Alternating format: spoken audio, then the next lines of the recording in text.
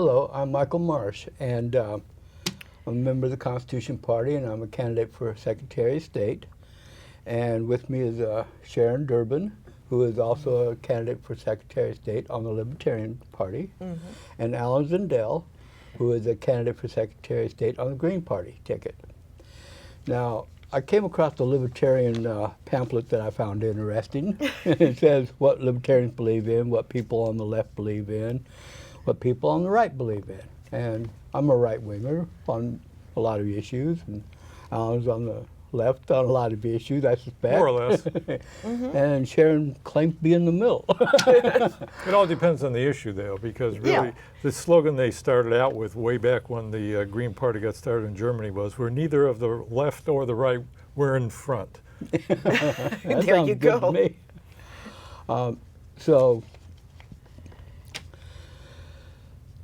And you know, not all of these are going to apply to any of us. Probably will say, okay, No. that's not really what we believe in, or at least what I believe in, and that's fine. But we want you to know that you have options. You know, for too long, okay, the Democrat and the Republican Party, they've taken turns running this country since 1860, Something like that. and look at where that's got us.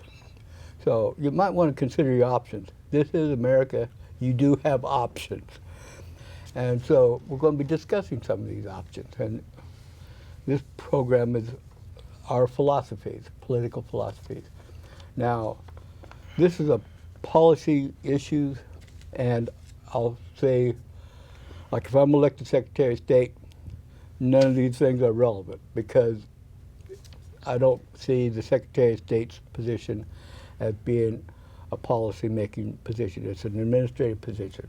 What about you, Sharon? How do you see I that? consider it an administrative position, and it should not involve policy making. It is the job of elections and auditing has nothing to do with policies. It has to do with fair and accurate more than anything else. How about you, Al? Well, there's a limited role for policy making in the Secretary of State's office because they do have to make certain decisions, like on the land board and things like that. But they can also use their office to elevate particular issues by speaking to the public about it and bringing things to the legislature's attention. But yeah, primarily it's an administrative office. Okay.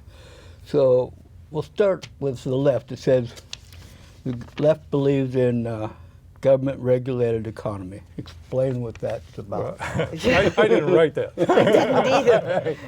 Me either. Well, I would say that in our party, at least, and probably for most of the people that are in the Democratic Party, they see a role for regulation in the economy. Things like regulating the banking system, environmental protections, workplace protections for workers, things like that. So there's a variety of ways that people would support some restraint on the economy. But our party really, when you're mentioning having a philosophical discussion, our party's not that philosophically based. It's more oriented towards certain issues and certain concerns, and there's a wide spectrum of opinions on various things. Even though we have a long, detailed platform, I don't even think everybody in the party has read it. I'm sure. I haven't. Okay. Where do you stand, Sharon, a libertarian? We think that they try to control the economy from the top down with regulating interest rates and how much money is in the economy, and then for some reason the federal government thinks they create jobs. And since the CCC, you know, and the Great Depression, primarily the jobs they create are government bureaucracy, which is not the best use of anybody's tax dollars, is increasing the bureaucracy. If they wanted to affect the economy by actually doing the infrastructure repairs and things that we actually need, that would help the economy, and it would be a much better use of their time and efforts than trying to regulate credit and international money funds and things like that, which you cannot artificially adjust over and over again. It always has unexpected consequences. Okay. I think a lot, you know, like there's a reason why regulations and tax code. That's why 5 of the 6 richest counties in America are surrounding Washington, D.C. And that's why General Electric has 900 attorneys working for them. Now, mom and pop down the street, they can't afford 900 attorneys to go through everything, and they're being shut down. And you know, like Hillary Clinton and Bernie Sanders, they bragged about how they regulated Wall Street with these Dodd-Frank bill. Okay, and this stimulus package and all this good stuff. Right. Now, just it must have been coincidence, but the businesses that were too big to fail were businesses that owed money to Goldman Sachs. Yeah, and yeah, it's not capitalism; it's corruption. It become corruption, and that's where I and the Constitution Party stand on the regulation. There is a need for some, but it's a million regulations and 85,000 pages of tax code. That's insane, and it's destroying our country. Well, I agree with you to an extent, but I would switch it around. I would say that the largest capitalist corporations in Wall Street control the government, and that's why the government's corrupt. My party is not a party of big government.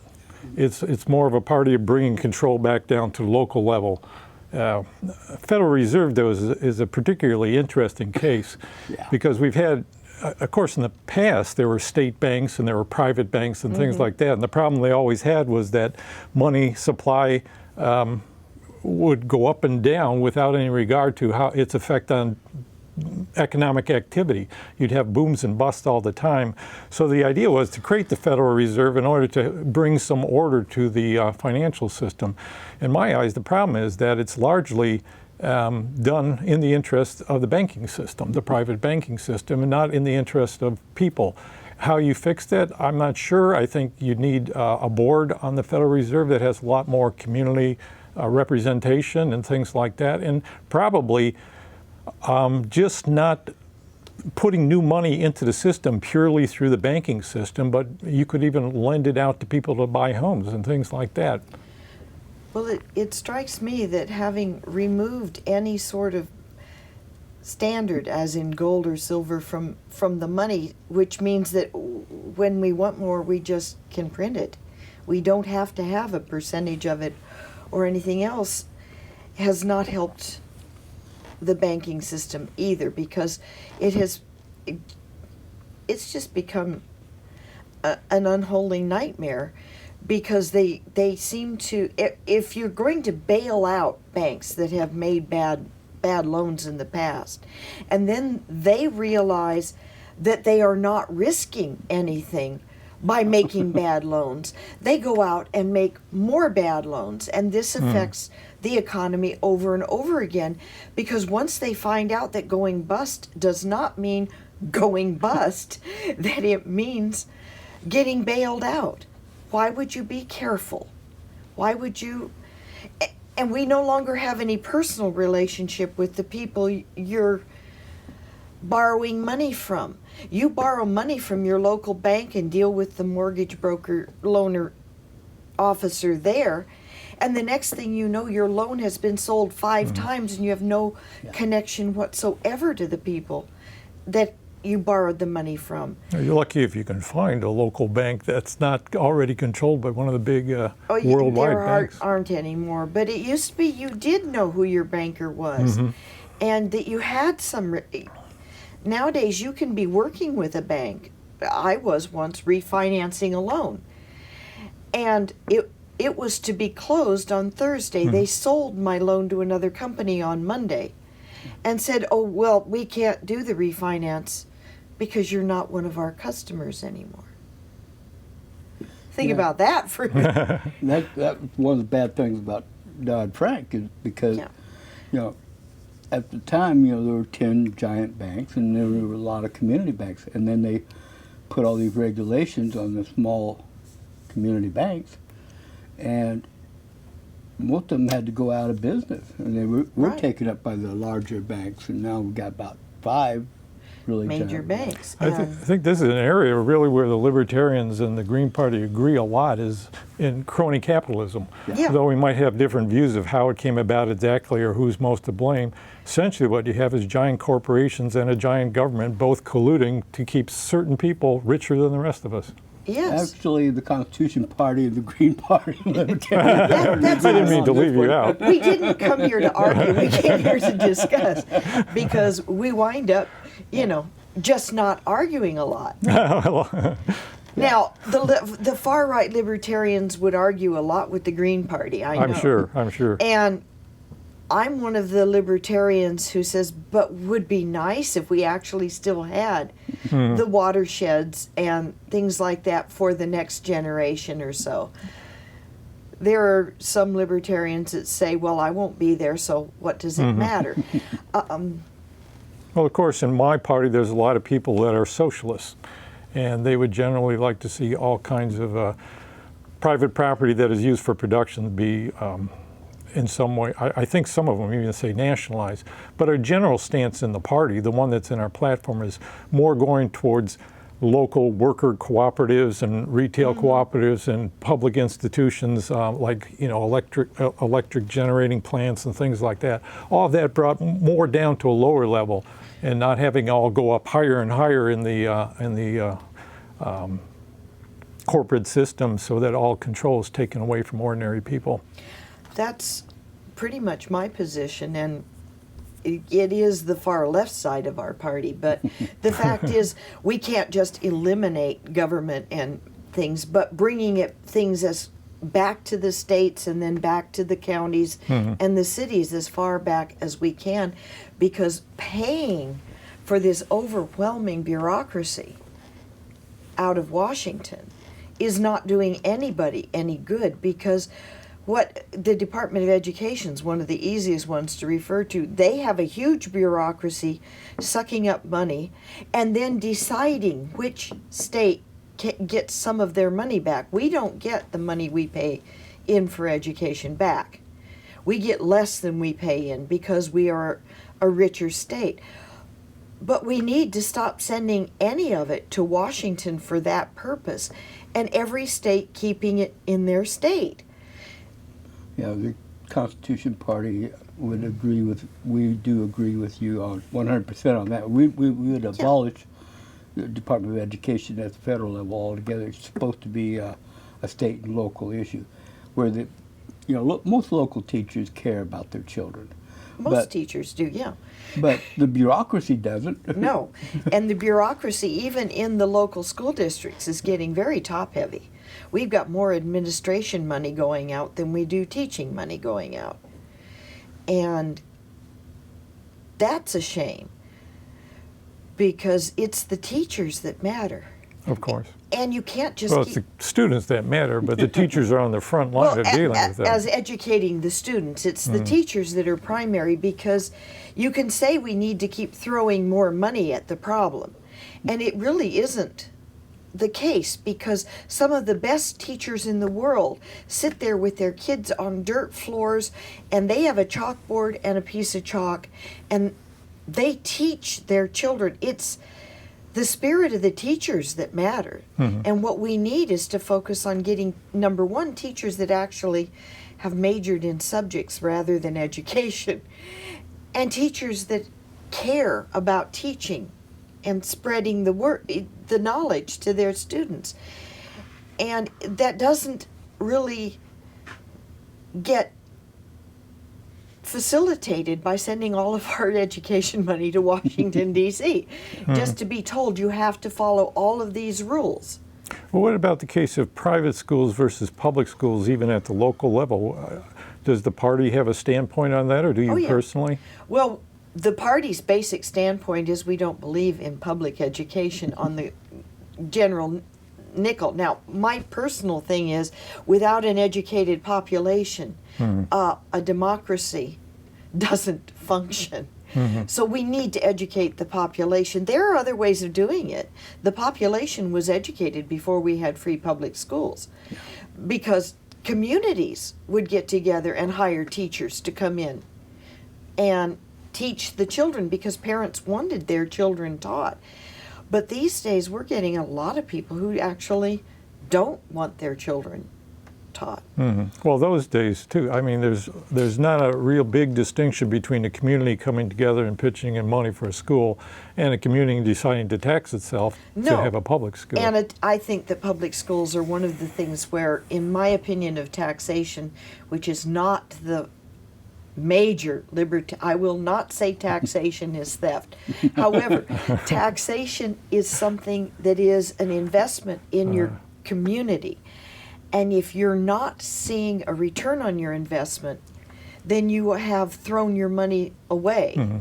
And we're not seeing a proper return on the money we're paying out. And the Constitution Party, we believe that education, first off, we're against mandated education. If the child doesn't want to be there or the parents don't care, then, they're probably going to cause more problems than what are going to be solved. So it should be voluntary, but the schools should be available. But we think the parent should be able to decide what is best for the child, whether it be a private school, a religious school, a charter school, an online school, all of this. And the money that's provided for education, that's what it should be provided for, is for education, not a bureaucracy. I don't know our party's position on education. It's pretty far removed from Secretary of State's office. I do have a question, though. I mean, for each of you, they're different questions, actually, so maybe you want to tackle them in different order or something. For you, I'm not sure that much what the Constitution Party, if they have a philosophy, I mean, other than what you've expressed to me before, is they believe in the Constitution. And in my mind, all the parties say they believe in the Constitution. So what would distinguish your party from the rest of the parties? Well, we've actually read the Constitution. Well, I have too.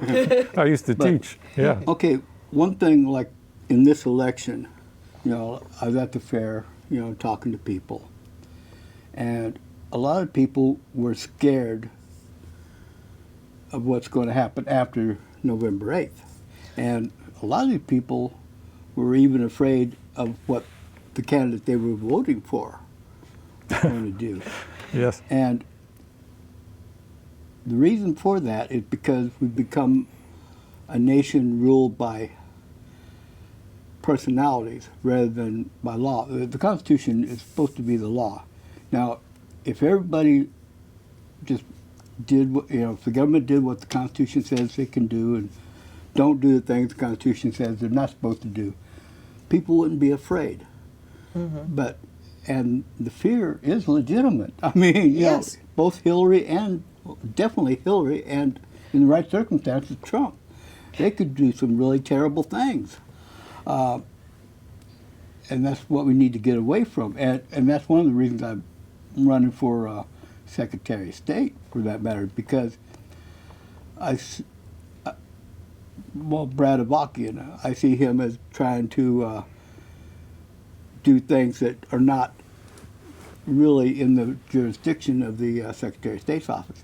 And I want to do it the way it's supposed to be done and say, okay, now how about the rest of the government doing what it's supposed to do and not doing things they're not supposed to be doing? One of my reactions to that is that it's the two-party system is a big part of the problem. Yeah. Yes. Because unless you have some competition for office and you have two gigantic parties, you're always in danger of one party controlling all branches of the government. If you gain the executive branch and the legislative branch, and then you're appointing the judges on top of that, you can pretty much decide where things go. And that is not a good way to run the government. It was meant to be, the checks and balances were meant to actually be fighting for the balance, not fighting for their party's agenda. And the founders were very afraid of parties, especially majority party, Yes, coming they up and were. overwhelming the government. That was why they wanted the judges to be appointed for life so that they didn't have to toe a party line. And now we're trying desperately to see who's in Congress going to approve the judge that's going to support their agenda and not the other agenda, when they should be looking for a judge who's going to support the Constitution. We should probably have term limits on judges now that they're living so long. Well, and interestingly, the Constitution doesn't give them a life term. It says No. you're there for, as long as you're behaving good. Well, for good behavior. that's a nebulous standard. And it's gotten So so, unless bad you- that when Scalia died, my first thought, and I'm not the only one, I said, they murdered him, because he does look at the original intent, both of statutes and of the Constitution. And after I thought about it for a moment, I said, hey, people that age do die of natural causes. They His do. family They quite do. certainly said he did, yes. But, the fact that you'd even have, and like I've said, I know I'm not the only person who No, has that the was quite original a thought. popular. Well, how do you get people to adhere to the Constitution? I guess what I said is how I think about it. If you have more competition Yeah. between parties, no party can gain control of everything. And that's the important thing. I don't know how we can take back our government, because we've gotten so accustomed to the idea that these people are deities of some kind, that they can do anything because they're the congressman or the senator or the president or the and we're so used to voting by the R or the D without looking at the people. It doesn't matter. You can wear a placard and say, I'm the R candidate. You don't even need to know my name or where I came from. And in certain places, you'll be elected. Same thing if you wear the D in certain places. It doesn't matter who you are. And we need to start making it matter who you are and what you personally support. I voted for people who were in parties I would never have expected to vote for, because the person was someone with ethics and who was really going to do the government job. We keep forgetting that they are our paid employees. And if they're not doing their job, they need to be fired just like anybody else would.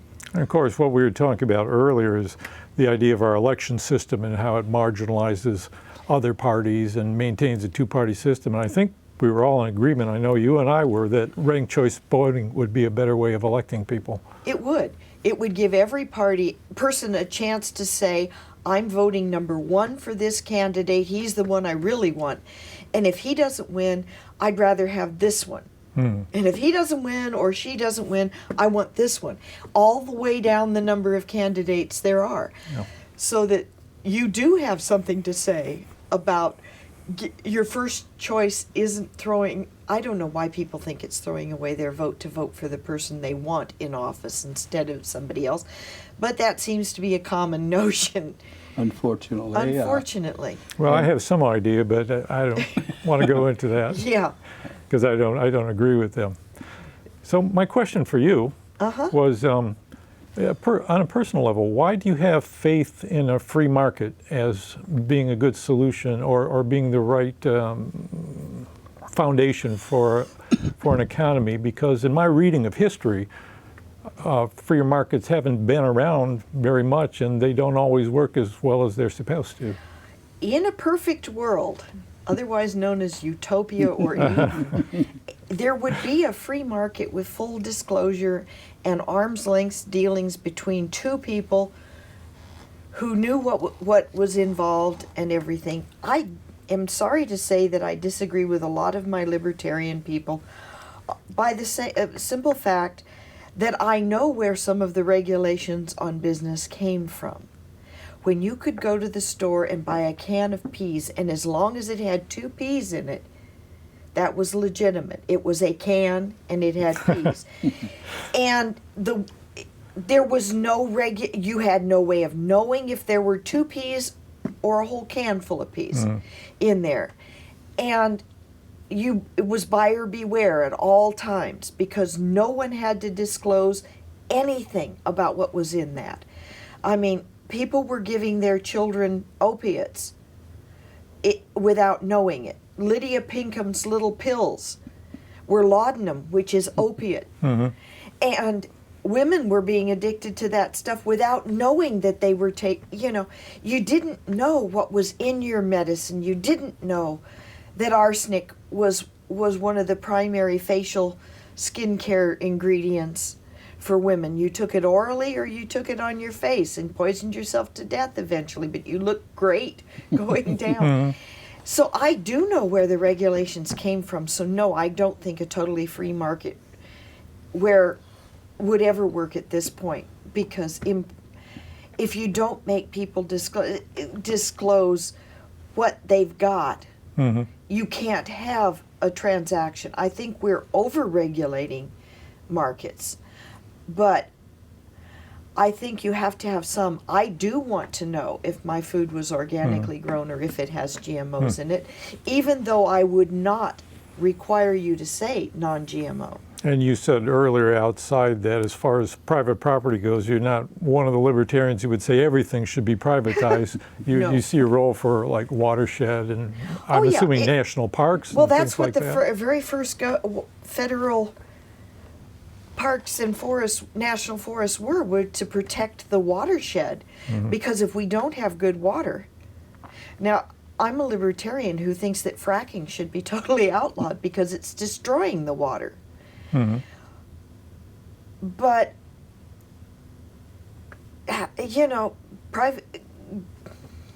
we've gotten away from the period of time when we had totally private use, because a lot of people don't understand that under the common law, anything that came onto your property had to leave your property in the same condition it came on. The water, the air, no pollution was okay. Yeah. Now we have pollution standards, which really is a license to pollute up to this much and no further. If we went back to the old ways, when you couldn't pollute the water, you couldn't pollute the air, you couldn't pollute the food, you couldn't, that you were liable for every single thing you did, we'd have a very litigious society. Mm-hmm. But we would have one that wasn't government overrun. There is a balance in there somewhere, because we've reached a population density where you cannot leave it up to everybody to sort out the problems. Mm-hmm. I mean, look at New York City. How could you have everybody responsible for their own everything in New York City, where they're piled 100 stories high? Well, so far you don't sound a lot like most of the libertarians I've talked to. Well, you got it. I'm all for reducing regulation and government, but I remember the children chained to the machines. Yeah, the whole question is which regulations Right. and And what their purpose is and how are they being I don't want used. 6-year-olds chained to the machines Uh-huh. until they die. I don't. Nor do I want people forced to work 15, 20-hour days. Okay, now. End of story. He wants to get a word in. I'm going to stop doing that. No, it's okay. But we have trade policies, like China. They've got these slave labor camps. I've done programs with a lady that was in one of these camps, and they're horrible. And in fact, a lot of the things that are made here, that say made in China, were actually made in slave labor camps. Yes. It's one of the reasons I'm opposed to many of our, quote, free trade agreements. So there has to be a standard, although with the internet and the social media and all, I think it'd be easier to have, okay, if somebody today tried to sell a can of peas that only had 2 peas, it would be known by everybody within a day, and they'd go out of business real quick. Well, the problem now is you don't know who's made that can. Yeah. If it was somebody living in your community and you bought a can of peas that was, spoiled or it only had 2 peas, you'd get a bunch of people go down to their house and be banging on the door saying, "Well, you're cheating me." Yeah. Right, and if it's the can of peas came from Argentina or something, you've got a whole bigger problem. But we do have weights and measures, and we do have standards that if it says it weighs 16 ounces, it has to weigh 16 ounces. And that proportionally there has to be a certain amount of product in with that 16 ounces. It can't be lead weights on the bottom. It strikes me, am I interrupting you? No. It strikes me as I listen to both of you, you sound like you're talking about going back ideally to an era before corporate capitalism, when you had common law ruling and you had markets that were small scale and businesses that were locally oriented. And with your emphasis on the Constitution, of course, too, you're thinking about the way things were 200 years ago. That's very much the general standpoint in my party is not that we go back to that time, but that we have to scale down in a lot of ways to return to that time when property was something that had a lot of traditions surrounding it and how it could be used and how it had to be used not only for the private profit of the person who owned it, but for the benefit of the community. It was almost held in trust for the rest of the community and for future generations. So it was a whole different attitude toward property. Yes, and we need to do the scaling back because we will never enter utopia. I mean, it's not happening. We do understand after years and years of history what humans will do to other humans. We have slavery in this country right now, every day. There is trafficking for sex purposes, there's trafficking for domestic help, and there are people bought and sold and working in sweatshops in this country who are still chained to their beds at night or locked in their rooms. And the idea that we can run businesses with no regulation is something that we have learned better. And we need to keep doing that. So I'm not a So can we find more things that we disagree on to make this more No, we're supposed interesting? to be talking about government in general because we've all got a better view of government than the two-party system that we're facing. I guess the question is, how do we get from here to where we'd like to go? You know, what really is the difference in means to Get one there? of us elected. It would be nice. I'm serious. Make a breakthrough. Somebody who's in the government. And at this point, any one of the three of us is a better choice. Well, then, Brad Avakian. Definitely. I would even say Dennis Richardson, who is not here with us, is a better choice because he too sees it as an administrative position. Somebody looking at Secretary of State, but getting acknowledged that the other parties. I'm hoping with Gary Johnson's presidential campaign for a 5%. You're hoping for Jill Stein's presidential campaign to get enough percentage to be a major party instead of being minor parties all the time. I don't know who you're running for president. We might leave it blank here in Oregon because You there's decided big not to division. run, huh? Well, we do have a national candidate, and then there's another guy that he's on ballot in 2 states that we were considered, and then there were some that said, hey, Trump wants to burn down the system. So support him. And we never came to an agreement. I see. So we're not universally in agreement on all issues. Well, we made it onto all 50 states' ballots with the Libertarian candidate. And that's the main goal of the candidacy of all of the Libertarian candidates, is to get the word out there that you do have choices besides the main two, that there are other people who are not insane running for these offices. I mean, literally, people have a tendency to think that we're the libertarians or the far right wing Republicans, wearing different coats, and we're not. And we do have our own far right wing, just like everybody else does, and a far left wing. We've got strange people. Everybody's got strange people in their party. We're all strange in our own ways. Indeed. I'm strange, I'm sure. But the goals that we have are to bring more government back to the states, more ability for citizens to feel they had something to say, which is the most important part. Yeah. Well, I go a little bit beyond that because I do think that's important. Like, you run even if you don't think you're going to win, because you can educate voters, you can raise issues that the other parties are ignoring and all that. But also I'm running because I want to implement the different electoral system, ranked choice voting, because I think we need electoral reform in order for these parties to be able to break that hold on the mentality of the voters that there really is only two choices. But one other thing that I think is important for I don't even like the term third parties. We were just discussing this within our party email list, as though we're all lumped together as the one out there. It's challenging the two-party system. That's another reason to run. And when people ask me, okay, if you vote for Jill Stein, you're going to have Donald Trump.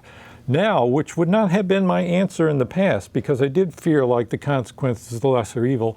Now it is, either party has given me bad enough choices that I feel like I just want to challenge the whole system, almost to any cost, that somebody has to stand up and say, I'm not going to play along with this anymore. That's right. We need to stop playing that game. To think that a vote for this one is a vote for that one. Gary Johnson has a thing that says, a vote for Gary Johnson is not a vote for Clinton or Trump. It is a vote for Gary Johnson. That's the idea. That I can remember here in Oregon, and I've probably said this ad nauseum, but Barbara Roberts, first election just after I moved to Oregon, wasn't even a voter in that election.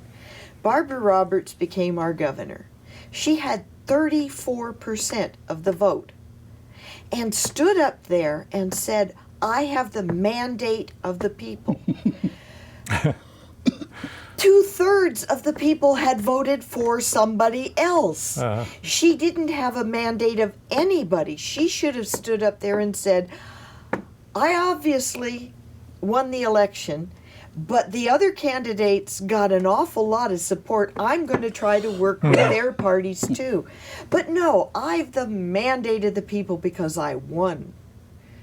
2/3 of you didn't want me, but here I am. That's another thing I like about ranked choice voting, is that when you count the votes and show the result, it would show more honestly what the support for other parties are. Yes. Because right now, a lot of people who might agree with us feel like they need to vote for one of the major parties, and the major parties, got to get away from that language, not the major parties, the dominant parties, the oppressors. Yes. They take that as, okay, any vote for me is a vote to endorse everything I stand for. It's not a reluctant, very regretful vote where someone would much rather have voted for somebody else.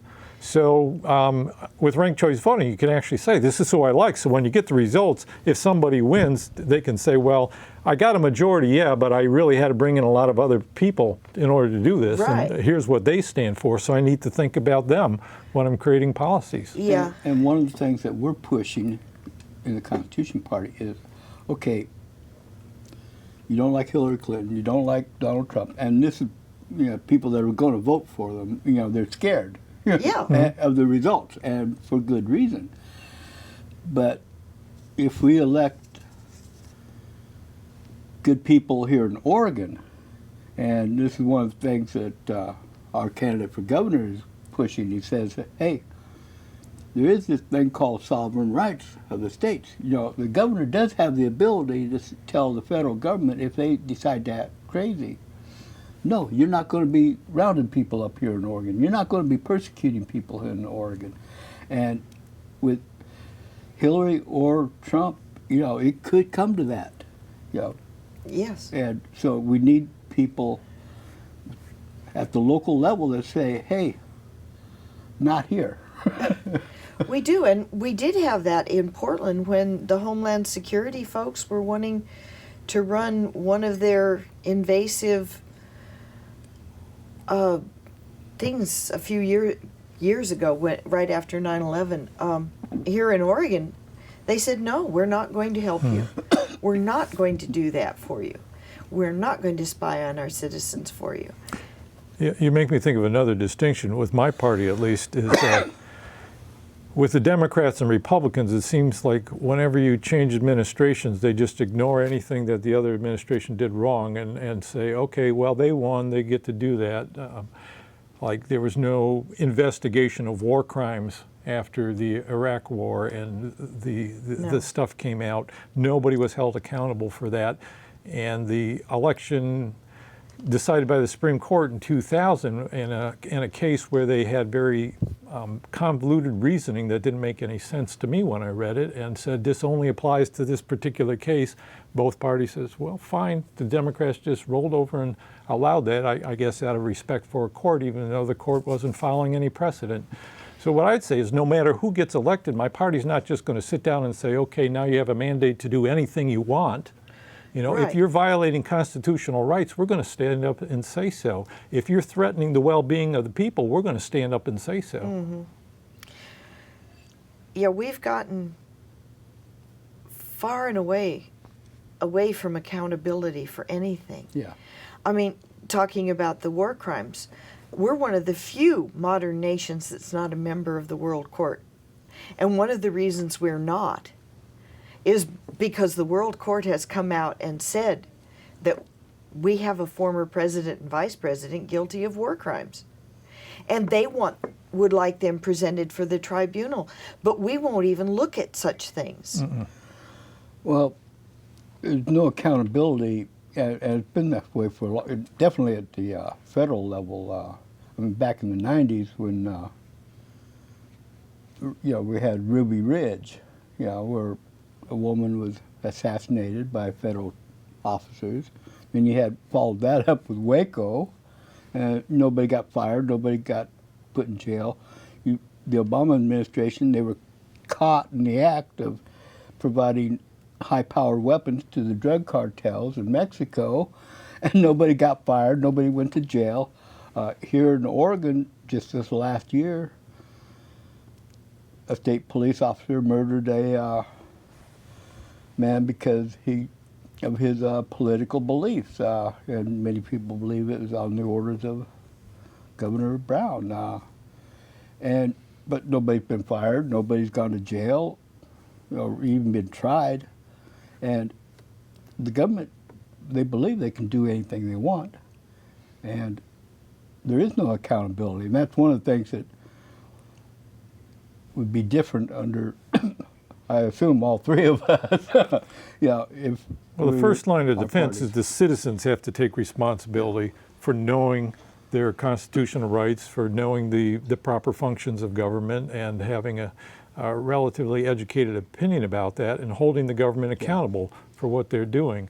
The problem is when people don't have much experience of being organized, they take it as the only alternative to big government reducing our rights is to go off as an individualist with a lot of guns.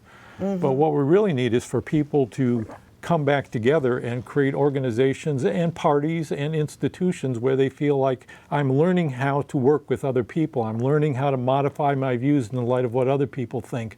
And that's not happening now. We're just fed propaganda by the media all the time, and we don't have a sense of ownership of our own lives. No, we don't.